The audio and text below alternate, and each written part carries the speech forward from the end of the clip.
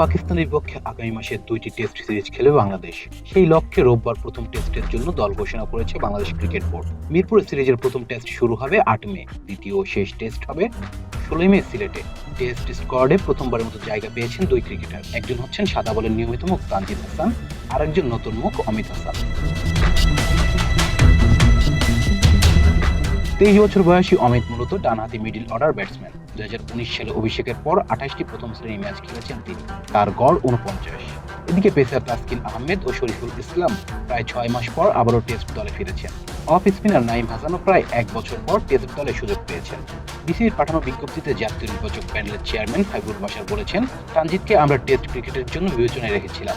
তার প্রথম শ্রেণীর রেকর্ড খুবই ভালো এবং আমরা মনে করি সে এই সুযোগ পাওয়ার যোগ্য। তার টেকনিক ভালো, স্বাভাবিক দক্ষতা আছে। সুযোগ পেলে দীর্ঘ ফরম্যাটেও ভালো করবে বলে আমরা আশাবাদী। অমিতকে নিয়ে তার কথা, অমিত তার ধারাবাহিক পারফরমেন্সের কারণেই দলে জায়গা পেয়েছে। তার মানসিকতা আলাদা করে নজর পড়ে, যা টেস্ট ক্রিকেটের জন্য উপযুক্ত। এই ফরম্যাটে ধৈর্য ও শৃঙ্খলা দরকার, যা সে দীর্ঘ সময় ধরে দেখিয়েছে। ঘোষিত টেস্ট দলের স্কোয়াডে আছেন নাজমুল হাসান শান্ত, মাহমুদুল হাসান জয়, সাদমান ইসলাম, মমিনুল হক, মুশফিকুর রহিম, লিটন কুমার দাস, মেহেদী হাসান মিরাজ, তাইজুল ইসলাম, নাঈম হাসান, ইবাদত হোসেন, শরীফুল ইসলাম, তাসকিন আহমেদ, নাহিদ রানা, তানজিদ হাসান এবং অমিত হাসান।